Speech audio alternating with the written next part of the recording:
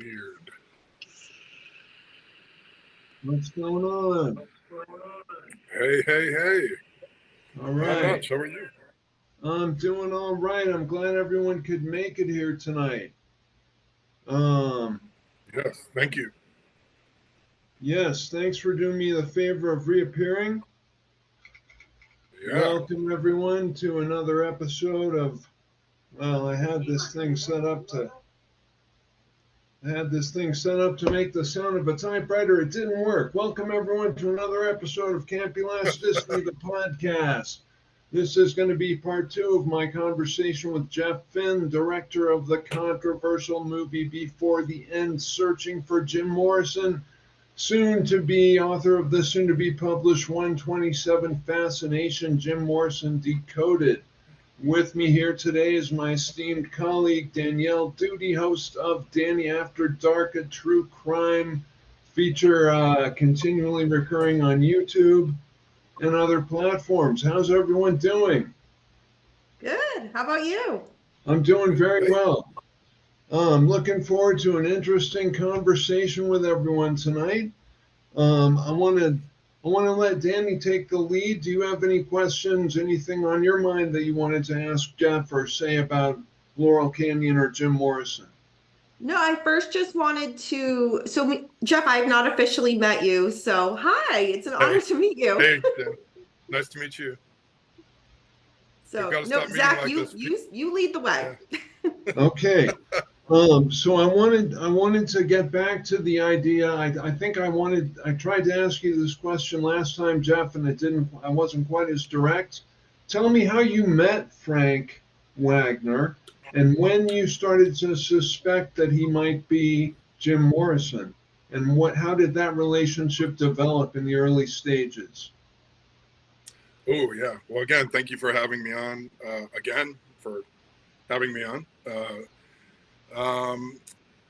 We first met, technically, was December of 2016. So going on 9 years ago, as the crow flies. And he allowed me to find him. A lot of people mistakenly think that I, unearthed him, which technically I guess you could say I did, but he's so savvy and brilliant and funny and all that good stuff that he began following me on social media, Facebook, and in a very sly manner, and then as I said, allowed me to sort of find him, and then it all just went there. So he knew you to be someone in search of the surviving Jim Morrison, and he sent you a friend Yeah, request? No, he actually he began following my the Facebook page, which still exists. It's been there for 12, almost 13 years now. The Facebook page that I run for Before the End, searching for Jim Morrison. He began following that page, and when you get a new follower, or at least in those days, you'd get a little pop up. Sure. You have a new follower. Yeah. And so I would see those every once in a while, and always appreciate that. Any new follower, as long as they're not a hater or a troll. And I saw that infamous photo of he and Dunsmore, and I instantly looked at it and went, "You motherfucker, I got you." And I was like, "That's it. It's him." And then just to make it even more surreal, he, within a matter of days, he somehow found my personal Facebook page, the Jeff Finn page, as it were, and to try and condense this as best I can. A friend of mine had a mutual friend who was trying to help a Chihuahua get adopted. You can't make this stuff up. It's like a MacGuffin in a Hitchcock film. And so I said, of course I'll help spread the word. I love animals, and I put it on my personal Facebook page. Hey, we're trying to get this little Chihuahua adopted. If you know of anyone, Another friend of mine said, hey, man, that's so sweet. You're sharing the Chihuahua thing, but your profile set to private. You should make that one post public. So obviously more people can see it. And I said, oh yeah, great idea. So I did that, and within a day, Frank not only clicked and liked on that, but he shared it. And so that's when we went, you know, All we took it to right. the next level. So that's where the trail began. So am I to understand? I mean, I guess I must have understood you to communicate that you started this project searching for Jim Morrison when you really were still searching for Jim Morrison. Yes, 100%. I began my journey down the Morrison rabbit hole, as I say, around Halloween of 1985 when I was 18 years old. And at that time, in my youthful naivete, I actually told friends and acquaintances, I'll never forget, I think it was January of 86. I told some friends, we were just hanging out, and I said, I'm going to find Jim Morrison alive someday. And they, of course, good-naturedly humored me as what else could they do? They're like, okay, Jeff, sure you are. Yeah. And the rest is history. Wow, that's some life story. So you've really been driven all along to find this guy, and now you found him. So what's next, Yeah, you say, for Jeff Finn? I can't remember if I told you the last time I was on, but I had a dream a couple of months ago that Frank and I were on the Jimmy Kimmel show. Oh, and wow. He was sitting next, there's Kimmel at his desk, and then Frank is next to Kimmel, and then I'm next to Frank. But Frank's not doing any of the talking. He's having me do all the talking, being his mouthpiece. And Kimmel, in the dream, Kimmel leans over and goes, wow, you two are like an old vaudeville routine, Wow. And the dream ends right there. So, wow, dreams are often precognitive. Yeah. So who knows? I have a question it's been a hell of a ride. Yes. Jeff, when he joined the Facebook group, did anybody else who was participants or members of your group pick up on, that might be him? Or were you the only one to make that connection? Well, it's not a group, how they have the private groups and the public groups, all the distinctions, right? It's actually just the Facebook page, as they call it. Okay, got it. And it's been public from day one when I launched it in the late summer, I think it was, of 2012. Okay. So when he comes along, 4 years later, just over 4 years later, in December of 2016, it was public, but no one knew. You know what I mean? It wasn't the kind of thing where any of my followers would have seen, oh, Jeff Finn got a new follower. That's only the stuff that admins see. Gotcha. Behind the scenes. Yeah. So I kept a lid on that for the longest time until, and even after he and I met in May of 2017, when I interviewed him before the end. And was it strictly no one knew. Was it strictly the resemblance that made you think maybe that's actually Jim Morrison? Or did you just sort of always know? Because certainly it was. Go ahead. Yeah. Oh, no. I was just going to answer. It was, call it an instinctual thing. The moment I had the same gut feeling, and I always go with my gut, that I had when I was 18, when I finished this book. I know that one. Yeah. We've all heard of this little guy, the blueprint for all modern rock biographies. Yeah. Yeah, I had that same gut vibe. I was like, when I finished that book, I binged it in one night in October of '85, and I closed the book. And as I've said many times on the record, I literally said in my inner voice, no fucking way. There's no way he died when they said he died, And then flash forward all those years, I had that same instinct when I saw the photo of he and John Densmore. And there you go. So do you think the Doors always knew and helped him pull it off? Or was there a period of where they didn't know and he just eventually got back in touch? Were they always, is it unknowable or? Yeah, question. That's a great question. And one that kept me up nights for many a Oh, moon. sure. Early on. The jury's still out on that one. I had somebody write to me just today on the Facebook page, going on and on about Jim's father, the admiral in the Navy, and how he would have pulled strings for Jim. And another person pointed out very eloquently, they said, look, Morrison's father was a high-ranking admiral, part of Vietnam, the whole thing. He could have had Jim's body shipped back to the U.S. with a single phone call, and they didn't. So that sort of supported my theory that, given what I've learned in 39 years of research, Jim's visceral hatred for not just his father, but his mother as well, I really don't think he would have dialed them into the mix when he pulled the Rambo, the Houdini, whatever you want to call it. The question always remains, would he have brought Ann and Andy, his brother and sister, into the mix? Because he did love them, and the feeling was mutual. But loose lips sink ships, as the old saying goes. So, if you were to fake your death tomorrow, Dani, who would you dial in? Who would you trust?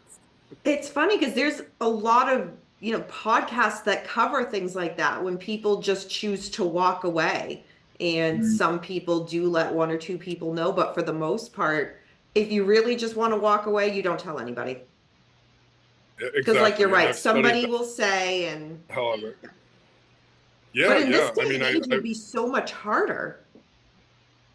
Well, that's the interesting thing, and I think I mentioned this to Zack last time I was too on. Much less surveillance back then. Yeah. So I worked with 3 private investigators in full. One of them, Cheryl Bombaugh, is the one in the documentary. But there are 2 others that I consulted with early on in the process before I met her, and both of them were older gentlemen who had been around the block. The one guy said, "I've been doing this since before you were born, kid." And he, long story short, he said that it was easy, just a cakewalk to fake your death in 1971 because, as Zack said, no surveillance, no digital paper trail, no internet, no nothing. You just needed, as he said, you just needed the money. You get the new passport, driver's license, social security number, new identity, and you go underground. But you have to commit. You gotta. This is it. Yeah. I mean, you're no longer Jim Morrison. You're no longer Jeff Finn. You're no longer Zack Kopp. You're whomever now. It's like being in the witness protection program of your own making. And I was blown away to discover that this is. They call the death hoax thing a cottage industry. That this happens all the time. We just don't hear about it in the mainstream media because it's such a stealth, by its very nature, it's like a stealth enterprise, I do. So I wanted to talk about the Paul is dead whole thing too, so we're going to get to that. And there's a lot in common there with the double identity thing, but Laurel Canyon, I think, Dani, I don't know if you got your book yet. I've been reading it. It's got a lot wrong with it, but it's got a whole lot of information in it. Have you read Weird Scenes in the Canyon, Jeff? Yes, I have. So it's just, I read it the first time. I thought, wow, it's pretty reliable, but there are long sections of boring data that kind of lose your interest, and then they throw in like a name you recognize, and it tells you a really interesting story you never heard. But I'm interested in the coincidence of so many military offspring, which doesn't necessarily mean it's a plot. It could be like nepotism, just like word of mouth. This is where, Susie's kid moved. Word of mouth kind of nepotism thing that's common to any social grouping, including the military. But it stands to reason that they were messing around with LSD at the time. The intelligence services were using a lot of LSD, and everybody wanted to use it as a behavioral agent. So, like, to control what you did by giving you a stimuli that would associate with a desired outcome in their opinion. So it makes sense that any scene at all would have been attempted an attempt to co-opt it would have been made. But I think it's also easily attributable just to the class system and nepotism. So it's fundamentally mysterious, but it's a very interesting congregation of similar types with similar backgrounds. I wonder if you can tell me any more about David Crosby's animosity toward Jim. David Crosby being the founder, a former member of the Byrds and the founder of Crosby, Stills and Nash, comes from a military family and reportedly right-wing opinions. Are you asking me or Dani? Or yeah, sorry. Just trying to make some. I assumed he was asking you, Jeff. Yeah, some conversations about David Crosby's contentious relationship with Jim. I mean, I'm no expert on that particular slice of cultural history, but I certainly was part of my, my granular research for my doc as well as my book. It all seems to stem, from my understanding, from Lenny Bruce's death, where, Jim and Crosby and many of the young, rock luminaries at that time, in the Sunset Strip, they all looked, from what I know, they all seemed to gravitate to Lenny and look to Lenny as what he was, an older statesman of the counterculture and someone who was out there on the front lines, with bravery at a time when he was, he was like Jim, 10, 15 years before Jim, constantly walking the razor blade and being thrown in jail because of it and pushing the boundaries, of freedom of expression. And anyway, so according to the lore, and I still don't know if Jim and Crosby actually knew Lenny personally. I sort of get the sense they'd at least met. But at any rate, they apparently end up at the service for Lenny after his unfortunate death. And this is I guess summer of '66, late summer of '66, excuse me. And Crosby was wearing, dark sunglasses at the funeral. I've also heard a variation that this happened at the Whiskey A Go-Go. So who knows? But at any rate, apparently goes up to Crosby and says, "You can't hide behind those shades." Oh, wow. Yeah. And from that point on, Crosby sort of had it in for Jim. And literally till the day Crosby bit the dust, not too very long ago, he was talking shit about Jim all these years. So my goodness, who knows? Does that track with what you guys know? Well, there's just nothing good is said about David Crosby in that Weird Scenes in the Canyon book. And I like that as a little kid, I listened to that first Crosby, Stills, Nash and Young album. It's pretty good, but I don't have an emotional obligation, so I'm thinking he was probably a pretty bad guy. Is that the question you asked? Pardon me. Does that track? Yeah, no, you asked me. I don't know. I haven't heard any details of their animosity, but I know that he's been saying some things about people. There have been a lot of quotes posted, disparaging quotes about other musicians from David Crosby. Yeah, that's the extent of my knowledge of that as well. Yeah. Yeah, and then as far as, again, the military connection, I mean, clearly there was a military base in Laurel Canyon. I mean, that's really not disputed. It's on the books. Right. And MK Ultra, MK Ultra, as you and I discussed last time, anyone who really wants to doubt that and fit the three of us for a tinfoil hat, I would encourage them to look at Chaos, the book by Tom O'Neill. O'Neill, I spent 39 years on Morrison. O'Neill spent 20 years solid on Manson, and Manson's connection to the Project Chaos, which was part of the CIA's mind control program, MK Ultra. And it sounds like, bullshit, and it sounds like science fiction, but that's where the old adage, the truth is stranger than fiction. They should have called it the truth is stranger than fucking fiction. It might have carried more weight, but that's me. I think it's a circle. and a circle is measured beginning anywhere. And like there's been so much collusion between intelligence agencies and different public relations campaigns that when you try to be a historian of the last 30 years, you really just kind of have to make a guess.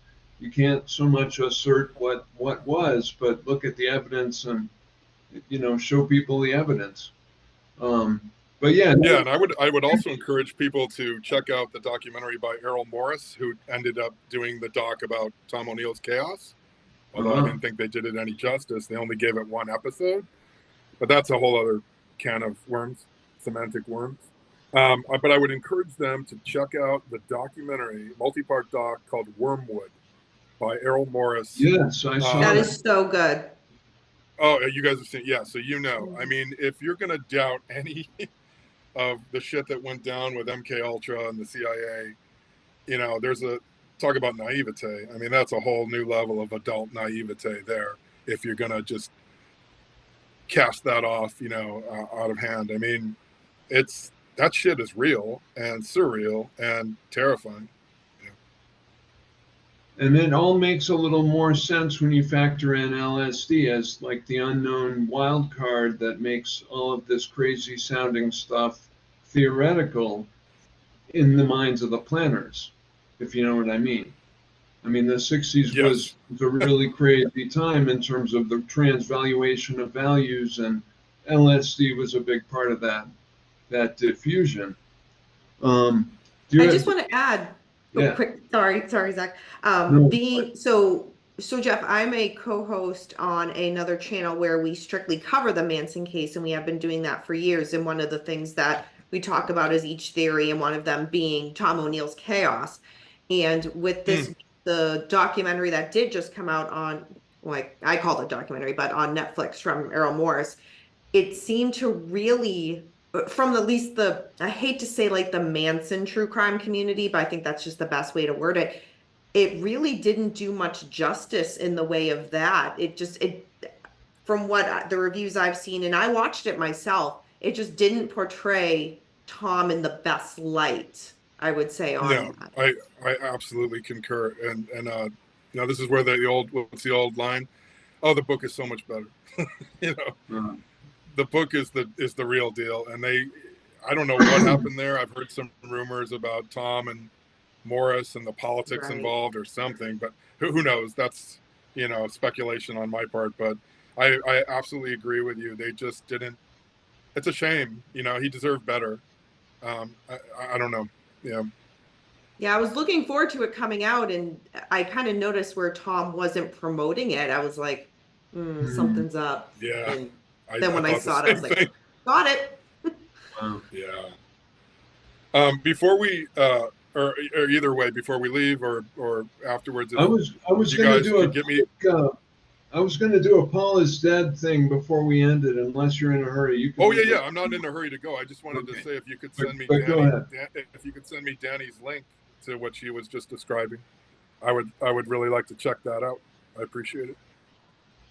Sure, I can send Zach the link to mine, and then the other. Yeah. Oh, great. Thank you. Yeah. But I got all the time you guys need. I have no life. I'm just down the Morrison rabbit hole. Here I am. I know how you feel. So we can hang as long as you need to. I've cleared my, my schedule. Have you heard of this book yet? Oh wait. Yeah, have you heard of this book yet? Camera one. Camera two. I have not. It's really great. I think he might be going through his own copy. I also have. Oh yeah, that's where I started. The condensed version. My bigger version is in another stack over here next to me. But oh yes. Yeah. So Dani, I mean, I know I'm hogging up the book recommendations, but one of these days, I don't know, it's not quite true crime, but you should read it maybe one of these days. But yeah, I read Billy's Back, and I thought, well, that's good enough to be probably true. I'm not sure. And then after a few years, maybe I thought I'll just buy the real one, the full one, you know. And I read through that, and I'm still pretty much convinced, but we just don't know. There's been so much, meddling and obfuscation. Like every celebrity in the last 30 years has a story that may or may not be true. I mean, not every, but a lot of them. But yeah, the Paul is dead thing. So I think if that guy isn't James Paul McCartney, he's still a remarkable personage because he's done so much in all these years, and he's been Paul McCartney longer than the original, allegedly. If there is, any kind of death and replacement thing going on, you never know. Yeah. Have you guys seen the short film? There's a short film on YouTube, or at least it was there the last I knew. And it's been up there for a good, at least 5, 6, 7 years or something. It's called The Walrus. Yeah, I highly recommend that. It's I don't even think it's 45 minutes long. It's a short, but it's really well done and very hauntingly subtle. But it goes down the PID, the Paul is dead rabbit hole, and then some. And I really recommend it. Yeah, it's very impressionistic, but I agree. You've seen it, right? Yeah. Just one so far. Yeah. The Paul is dead thing. I'll be honest. I heard of it, when I was a little kid. I mean, I was born in '67. I'm 143 years old now, so I've been around. And I heard of it as, like anyone did when I was a little kid, and I remember thinking, that's crazy. But I also remember sitting with the Blue and Red albums when I was 10 years old in the summer of '77. I'll never forget it because I was a competitive swimmer, and I would listen to the Beatles before my swim meets to sort of psych myself up, And I sat there with the Red and Blue albums, and I would look at the Red album with the original Very recipe, and then the Blue album with the extra crispy, as I used to say. And it's like they look like they could be cousins, or maybe even brothers. And there's me as a 10-year-old kid, and that's all I thought. And then for years, I didn't give it another thought, And then even in my late teens, early 20s, I remember thinking, that's crazy. That's impossible, as you do. And then over the years, I went down the PID rabbit hole, too, to the point that I've written a novel about it called The House of Paul, which I will be releasing in the near future. It took over my mind a little bit, too. There's sections in some of my books where I ramble on about Paul McCartney being replaced. I mean, I haven't made it into a novel yet. I guess I could always go back and do that. Yeah, I would love it. Well, yeah. I mean, everyone needs that. Sorry? It's so easy for, the misinformed, because change is hard, man. Change is difficult. And I've said it 1,000 times, it's like people just can't, or it's not that they can't, they won't. The stubbornness to cling to the known, is we've all been there. And that's what's happening with a lot of, Morrison and Doors fans who think I'm batshit for even going here, and it's the same principle applies to Paul is dead, and it's even crazier with that one, they're like, oh, Paul McCartney died or was replaced. Get the fuck out of town. Isn't that some crazy conspiracy theory from the 60s? Yeah. What are you smoking, Jeff? I was going to ask Jeff if you have found in all of your time researching this, if there's been points in time where, depending on what was kind of going on in the world or based on society and culture, if you've seen people have more of an openness towards that, or has it always just been, nope, that's tin hat, you're crazy for going down that road? I mean, I don't know. I hate to classify things, it's like, but I mean, let's face it, there's the multitudes, there's the masses, there's the mass media, and in general, I think, there's a lot of convenience and laziness there, where people don't want to take the time. We live in the age of hot takes and knee-jerk reactions, and you reply with an emoji instead of some granular thought. you know, and I get it, you know, everyone's in a hurry to die. We're all on the treadmill, you know, whatever. But like, yeah, if you don't take that time to do that research, then you're going to be misinformed. And then it's just all too easy for you to, you know, look at the three of us and go, oh, you're full of shit, you know. And again, teach their own, because at the end of the day, I don't give a shit, you know, what you do. But yeah, I mean, I think it's important to human history, you know, cultural history, to find out, as I always say, there's the truth, the PR spin truth, the urban legend truth, and then there's the real truth, which is an absolute distinction. And I've always been after the real truth, you know. And if you never make mistakes, you're not asking difficult enough questions. Something like that. 100%. Ray Bradbury said something like that. And that's where the silver linings lie, you know, like you make mistakes, you stumble and tumble and fall, but that's where you learn what not to do, what not to research, what not to ask. And the silver lining is the knowledge, you know, and the wisdom. And that's a beautiful thing, if you choose to see it that way. But some people just want to, you know, they just choose negativity and narrow-mindedness, and yeah, it's a cottage industry as well. By the way, before I forget, here's the book I was trying to tell you about earlier. It is called Playing Dead. Elizabeth Greenwood. Yes, Playing Dead, A Journey Through the World of Death Fraud. That's what they call it, Death Fraud, by Elizabeth Greenwood. Simon & Schuster. Imagine that, Jim's old publishing label. And it came out in 2016. And it's a fascinating read. And she goes into granular detail. I think she touches on Paul is Dead as well, if I remember, and Jim briefly. But she goes into granular detail about, again, this being a cottage industry, a black market industry, but a cottage industry nonetheless. And she goes into 9/11 and discusses how dozens of people took the opportunity, 9/11 as the opportunity to fake their own deaths, to get out of horrible marriages or insurance scams, or you name it, you know. And you just, that's not recorded. To some of us. Yeah. So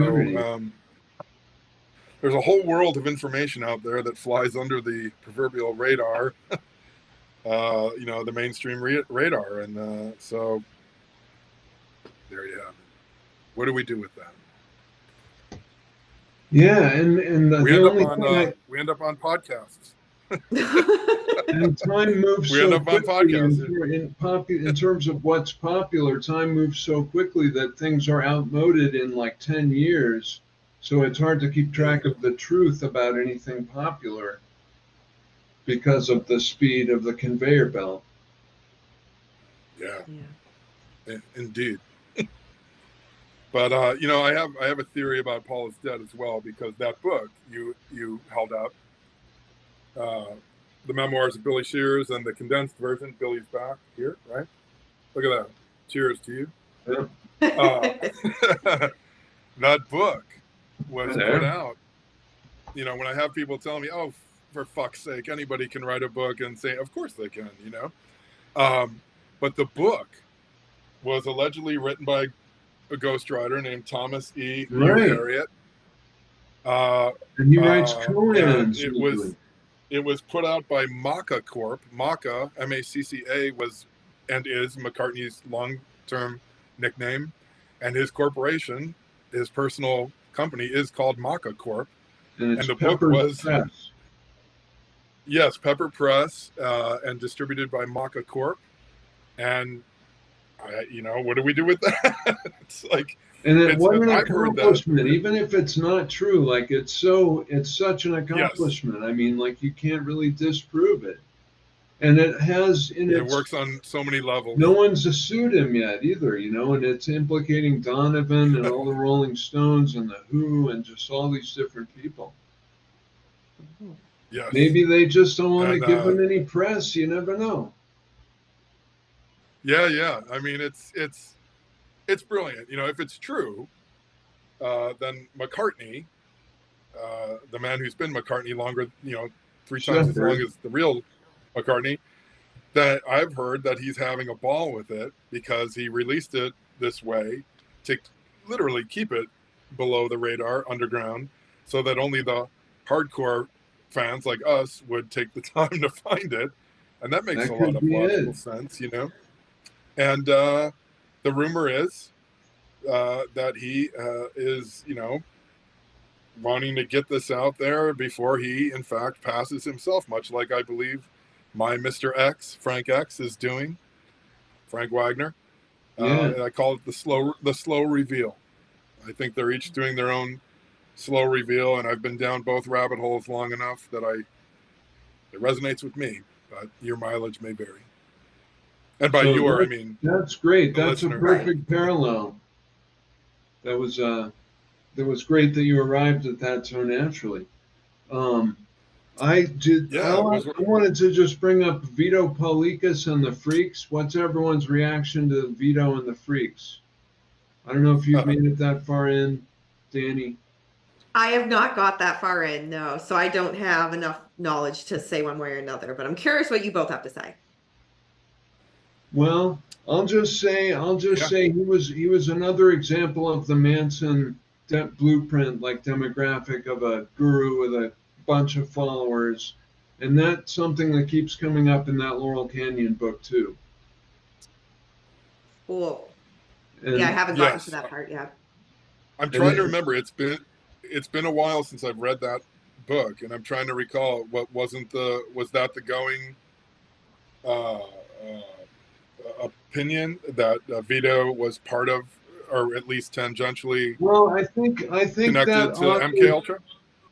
Well, the author tries to implicate everyone in his sweeping, assertion, and it seems to Yes, me that's like right. Vito was an independent agent, but he kind of gets cast as part of the control factor. And there, but Yes, that's right. I don't know, but they were supposed to be the first hippies, like fashion wise, and they developed some special dance, like uninhibited dance style that later became popular among the hippies. Um, Yes. it's just an interesting little thing to brush over. I have one question about Frank for you. And Dani, do you want to say anything else at all? The only other thing that I wasn't sure if this was worth mentioning at all, just in regards to, I know you mentioned um a little bit of the Laurel Canyon um time. You guys talked a little bit more about it last time, and I was too sick, I wasn't able to be on. But I grabbed this book that I had read, and I didn't know if either of you had read it and what your thoughts were if you had. I have not read it. I've never been a Zappa fan, but it reminds me of Larry the Wildman Fisher. Um, but maybe Jeff has something more relevant to say. You guys are tripping out my shit right now. That's good.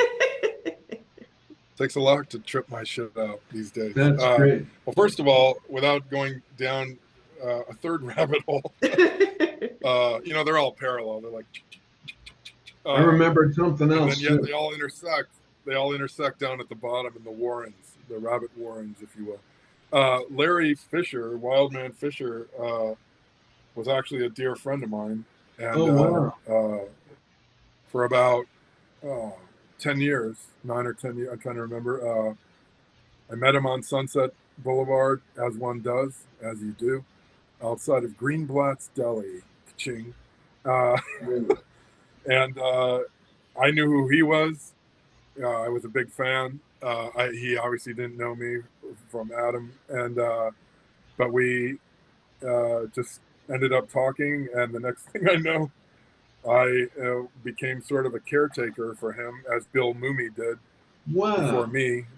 Bill Mooney, who played Will Robinson in Lost in Space in the 60s, he was sort of a mentor to Larry and recorded Larry. There are some who think he took advantage of Larry. I don't know. But Larry and I, at one point, I'll never forget, my girlfriend at the time, in our Hollywood apartment, we had Larry over for dinner, and he looked at both of us and he went, "Jeff, will you adopt me?" And I Oh, said, Larry, first of all, you're old enough to be my dad, and so that gives you, Larry had he was dealt a real rough hand. He had schizophrenia and other maladies, and he was homeless for the bulk of his adult life. He was born in L.A.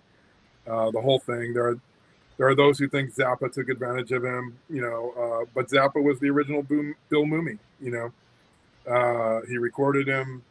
He helped get his music out there. So who knows? But yeah, Larry was dear to my heart, and he's one of the. If people think Morrison is misunderstood, people they don't know from misunderstanding what Larry went through. I mean, to this day, he's mocked and ridiculed, and it's really cruel. Anyway, as far as Zappa, I'm like you. I'm not a real fan of the music per se, although I appreciate the historical impact of it. I'm more of a fan of Zappa's mind and what he stood for, and especially what he did later in the 80s, going up against the PMRC and all that shit. Right. And I know that Mr. X, my dear Frank, is a massive Zappa fan, which also tracks because Zappa was originally pegged to produce the Doors' first album before Paul Rothchild did. And Zappa, of course, was a neighbor of Jim's in Laurel Canyon. It goes on and on. So that was like a Johnny Carson monologue there. Sorry about that. No, that wasn't so informative. That was amazing. And I'm so glad you came back.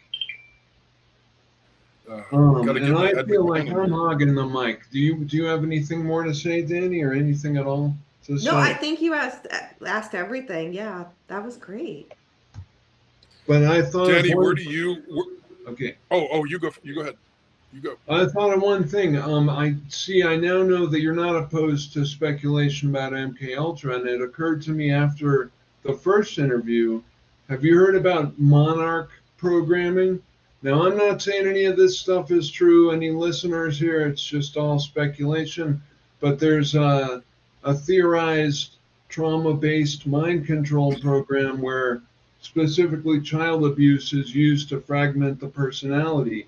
And there's a lot of those Laurel Canyon stars that have that allegation in their childhood backgrounds. So it's interesting as an idea. I mean, it's a horrible idea, but maybe if you're already against the Admiral and Clara, like maybe there was actually some kind of crazy program going on there too. And pardon me, anyone who feels, I mean, it's a horrible thing. It's just wanted to bring that up. And then I have a question. Okay, react to that. I'm familiar with it. I've tried to look at this as you do, going back to my Conan Doyle roots of Sherlock Holmes as a kid, like everyone. You got to look at every mystery from every angle, and if it's like a black diamond, you need to look at every fucking facet myriad times until you can eliminate, the suspects, as it were, the motives, the clues, et cetera, et cetera. I think it's, again, this is me and I'm not fully informed on it, but I think it's convenient speculation to want to fit, every tongue and every groove, and have if it bleeds at least worst case scenario. Yes, like a sinister motivation for this, like that. Yeah, or just the compartmentalized organization, so in other words, if Jim was molested by his father, well, that must be part of MK Ultra, it's like that kind of thing, where it might have just been, a cigar is a cigar. Again, will we ever fully know? I don't know, but I told you last time. I'm not trying to intimate that that's what happened either. Just no. If you had thought of that, because you seemed like averse to the MK Ultra idea, and I don't blame you. Yeah. In the previous, I think MK Ultra is absolutely a thing. I just don't know if it applied to Jim, and that's what I tell everyone. What I mentioned. Yeah, what I mentioned last time. Where like. Where people are like, oh, well, Jim must have worked with his father in Laurel Canyon, at the secret underground base. I'm like, I really, See, really don't think that's so. what makes me think it might be the other scenario, the trauma-based thing, because it wouldn't be a conscious collaboration, but like I've heard anyway, it would be something that you would be influenced into an association rather than a collaboration. Right. So who the hell knows? I Right. mean, More it's crazy and fucked more up either way. subversive, subliminal. Just the Yeah, yeah. Or even speculation. or even we get into hypnosis and the whole, remote viewing, everything. It's like that's its own rabbit hole forever. But I really do believe, based on my 39 years, that was a cigar was a cigar.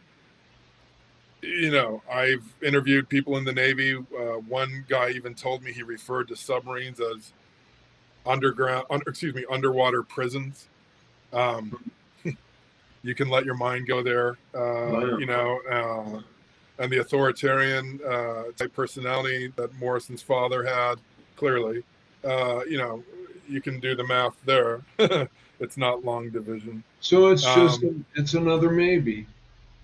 Well, can I just Yeah. add, so coming from, so Jeff doesn't necessarily know this because I know we're just kind of meeting for the first time. So I have a psychology background, and one of the things with studying that, and it's one of those, I don't know if this is just the type of cases that are in studies that are well known to people who study psychology, or if it's kind of well known to others, but there were a lot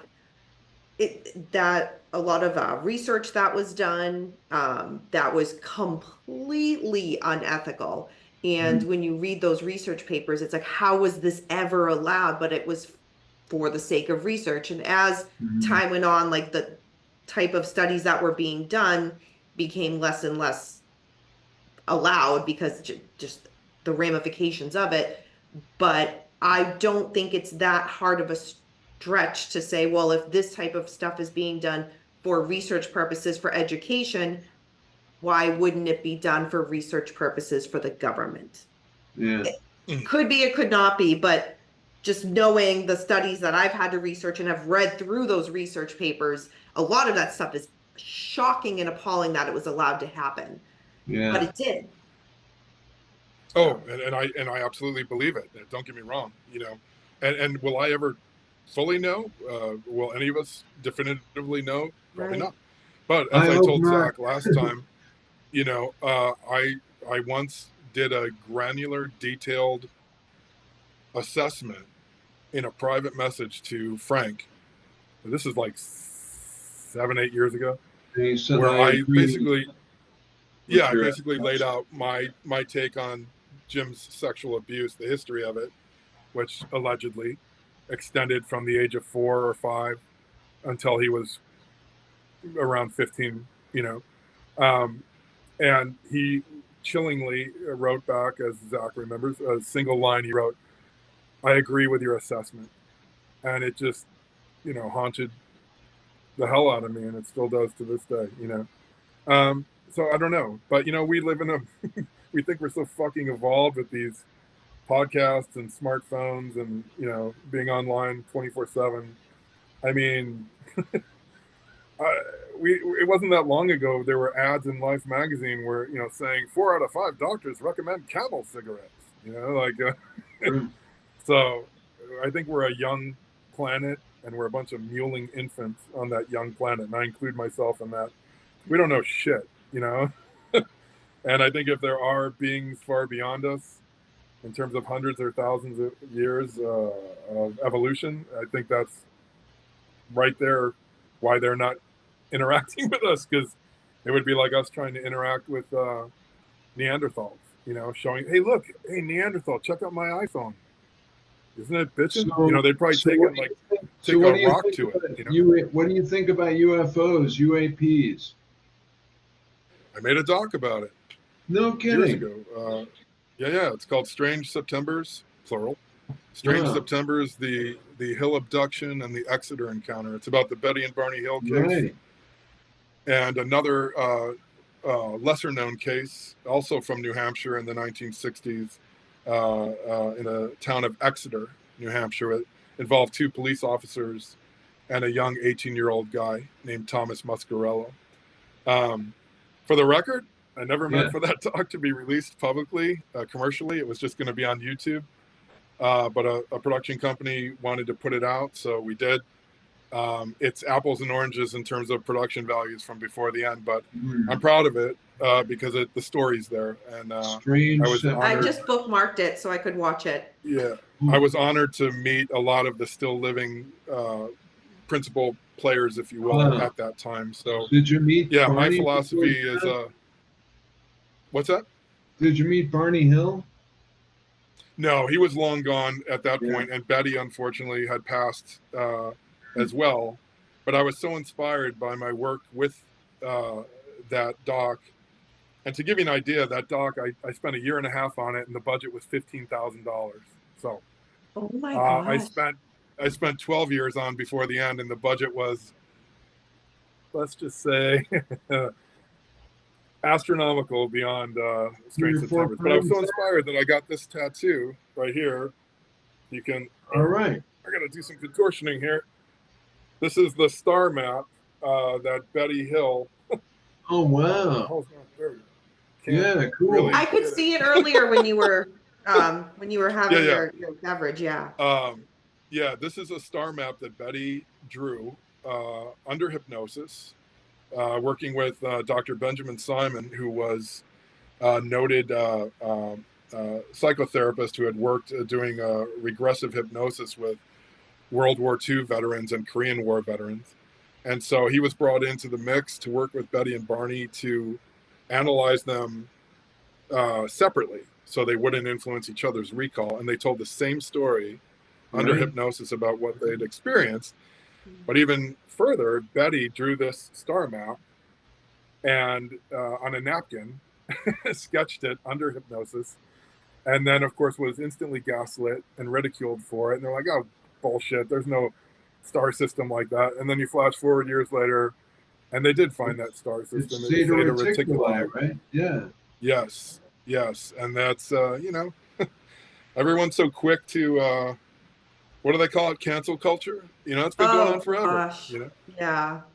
That's not a hashtag thing. That's been going on since the dawn of time. People gaslight other people because it's convenient and it makes them feel better about their own little lives. And I know you guys know. Yes. Right on. Well, I love it when I ask a question and get an unexpected answer like that. I'm glad to know. You're like, what do you think of UFOs? I'm like, how much time do you have? Maybe another podcast in the future. I sometimes do entirely UAP themed. I mean, it's happened before anyway, and it's been a little while. Podcasts. But I have one more question for you about Frank. How would you feel? Because his Facebook page shows up in people I might know now because of the algorithm knowing podcasts. So I was like, well, should I send him a message? I don't know. I mean, a friend request. And then I thought, what would it be like if I interviewed him as Frank Wagner about this director, Jeff Finn, who thinks he's Jim Morrison? You just like to stir the pot, Zack. Not to try to make things worse, not to try to make anything worse, but just be like, so Frank, tell me about yourself. What's your relationship with Jeff Finn? Is this the obligatory Scooby-Doo moment where I go, I am Frank Wagner, and you're like, no, that's great. Wagner, I can't believe it was you all along. I would have gotten away with it too if it weren't for you. I always like to take things to the next level, whatever it might be. And like as an investigative satirist, which I got from Paul Krasner, who ghost wrote Lenny Bruce's autobiography, so he was probably involved in something crazy too. Krasner was amazing. I agree. He was my pen pal for a number of years, very supportive. It's a damn good pen pal to have. It'd be a funny thing to interview this guy Frank Wagner and so how do you feel about being, compared to Jim Morrison? Do you like Jim Morrison? What do you think of the Doors? What do you think of Jeff Finn? Is he your friend? Just basic questions like that. I would hope he would answer yes. He tells me he loves me. But I won't do it. I won't do it without your blessing. I wanted to ask you what you thought about me doing that. I appreciate that. That's actually really, that's awesome. You have my absolute blessing. I'm on the record saying this. I love the guy. You know, I said years ago, I told him, I don't care if you're not Jim. I love you. He tells me the same. There's a real, genuine connection there, which I believe was born of empathy, which you know my feelings on empathy and its near extinction. That's a whole other kind of semantic fuck. But anyway, I will say this, and I think I said this last time on your podcast. When I met him, when he let me find him in December of 2016, he had just under 400 Facebook friends, right?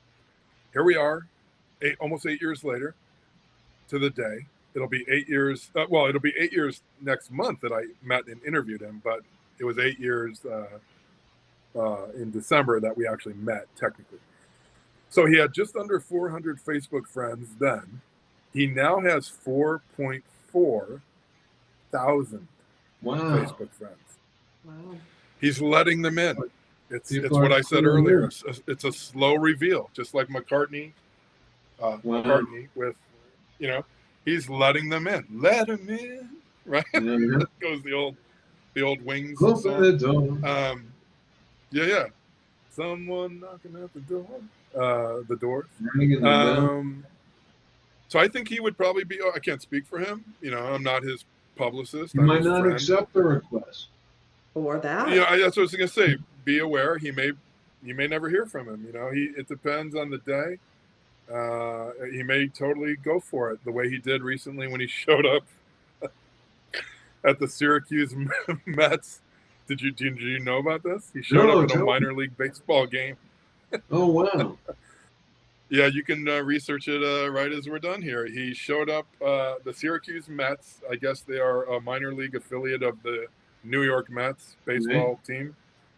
They found out about my doc. They found out about Frank. They heard he was living in Syracuse, even though, as you know, Zach, I never said he lived in Syracuse.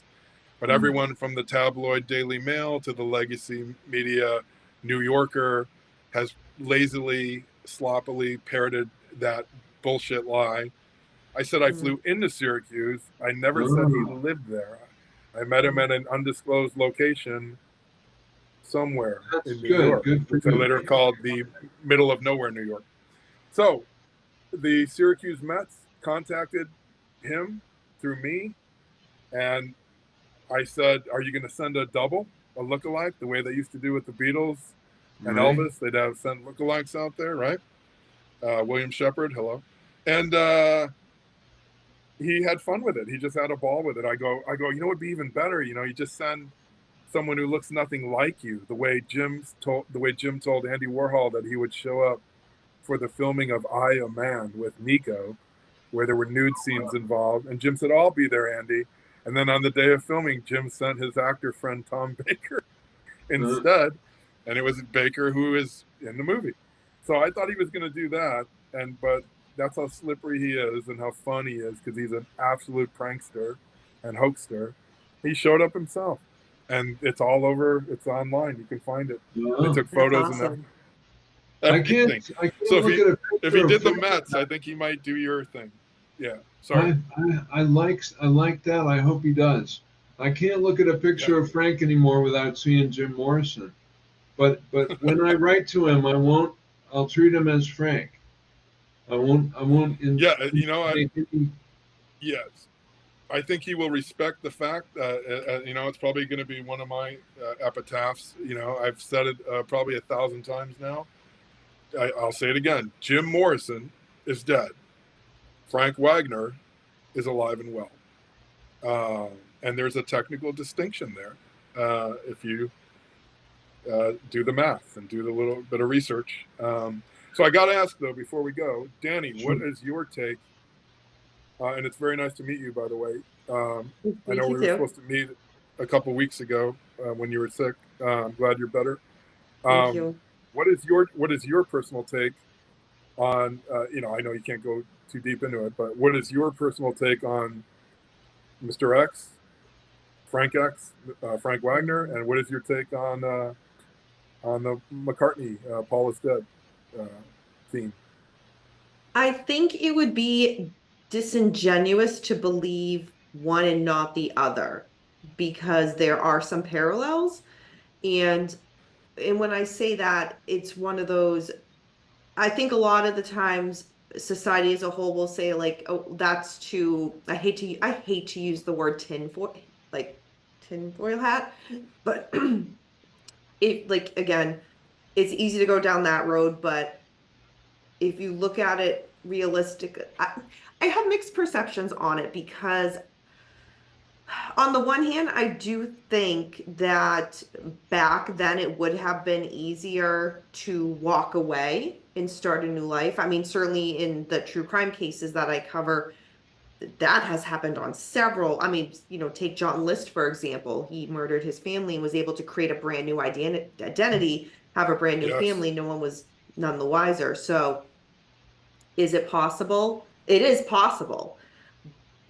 With someone of a celebrity status, it would be a little bit harder because they are so recognizable. So like, on the one hand, I hate to sound like so true crime narrow-minded, but a part of me would like to say like, where's the where's the DNA? Like, let's just get a DNA sample and determine it once and for all. But I'm not closed-minded to the fact that it could be a possibility. So in the Paul McCartney case, there's been a voice print comparison, and the guy's taller and he has unattached earlobes.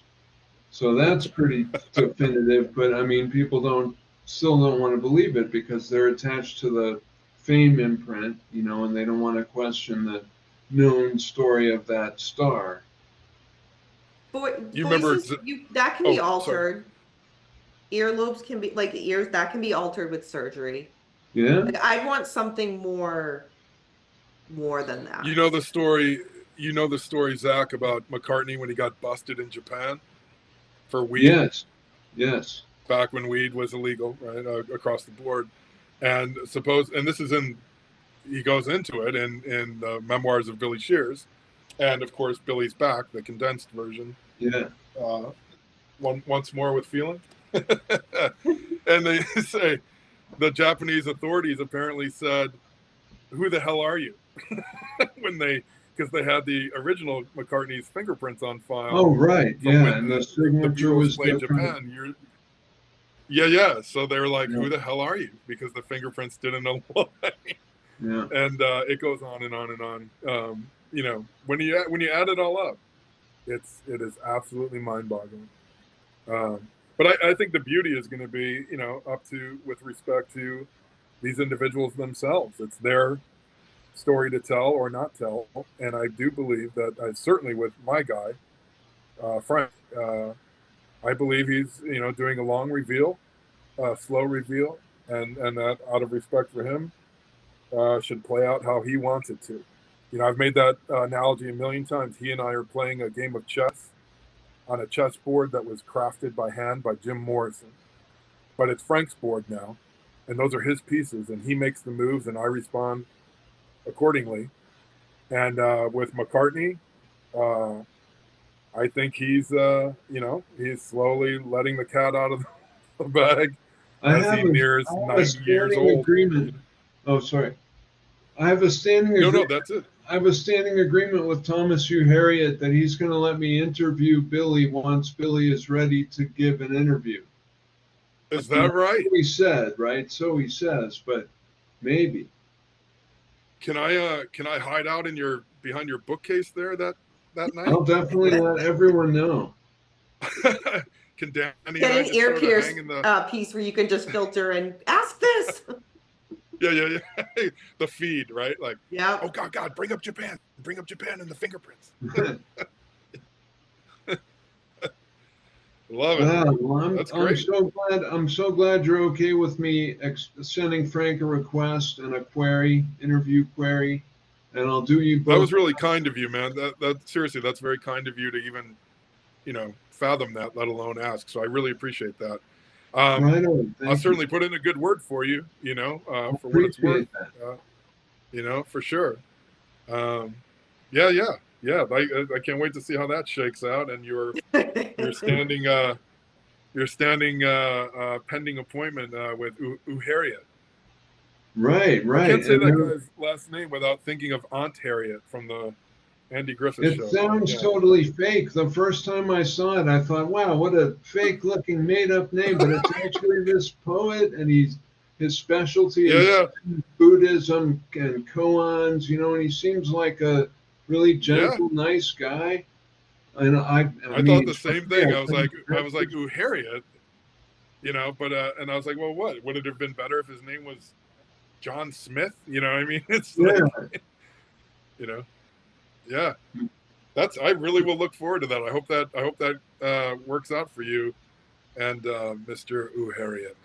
Yeah. Right on, me too. And let me tell you another Paul is Dead thing. Have you heard of a band called Famous Groupies? Yes. Yeah, that's pretty interesting, huh? They're a band from Scotland. And all their songs sound just like Paul McCartney, and there's a bassist who never shows his face named Fall Mackenzie. And all the songs are supposedly written by their grandfather, I think, who was a pop ghostwriter in the 60s. That's my latest Paul is Dead discovery. Yeah. You just got me thinking. There's a guy. I haven't checked this out in a couple of years now because I've been so busy with BTE or Before the End, you know, in my book. He's all over YouTube. Mike something? Mike Williams? Mike Williams. Yeah. I'm familiar with I don't know who Mike Williams is. Yeah. He's a Paul is Dead head. Okay. Yeah. Deep researcher. Goes to places I even did not fathom. But it's a fascinating listen, that's for sure. He's got a whole bunch of, I don't know if it's a podcast format or just a YouTube kind of thing, but I would recommend that, Dani, if you're interested in the Paul is Dead phenomenon. And, you know, it was such a fucking phenomenon that it made, I love the irony of that, like the Paul is Dead phenomenon made the cover of Life magazine in like early, 50, right around Halloween. Ago, yeah, Halloween of 1969. And that was the original inspiration for my book, The House of Paul, which hopefully will be coming out in the next year or so. Man, that's great. I look forward to reading it. And I'm going to look up Strange Septembers. You said that's on YouTube? That one is actually on Vimeo. Okay. Yeah, just a tiny little micro cult film. Again, put it this way, I shot it on, do you guys remember what flip cams were? About 15 years ago? Mm-hmm.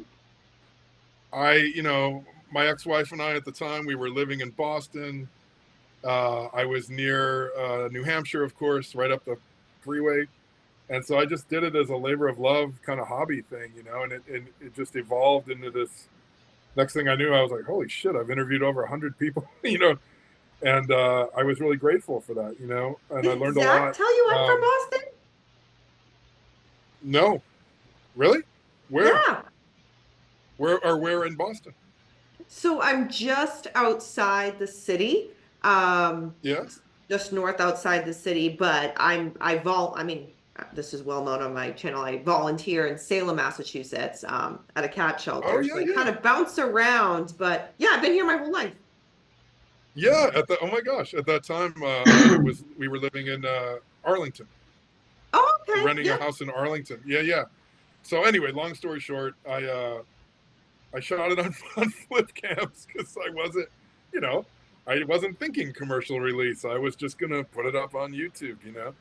But that was a beautiful thing, how that all sort of played out, and that's how Z Machine, my production company, was born for that film, for that doc. And then, of course, a year and a half later, I dove down the Before the End rabbit hole, and here I am, still in it.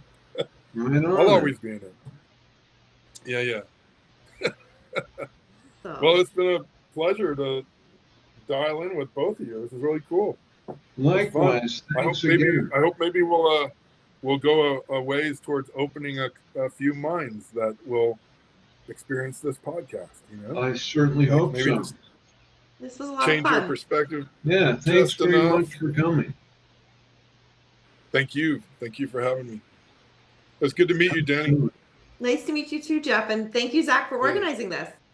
Absolutely. Thanks and I look forward for to coming. your please I'll send me pass the it link. on to Zack yes. Yeah, thank you. I look forward to checking it out. Awesome. Right on. Well, thanks to Dani Duty and Jeff Finn. You've both been excellent guests. We had a great conversation tonight. I hope you both continue to have excellent nights, and I'll see you both again soon. Great. Thank you. Thanks again. Good night. See you down the rabbit hole. All right. Take care. So long, Jeff.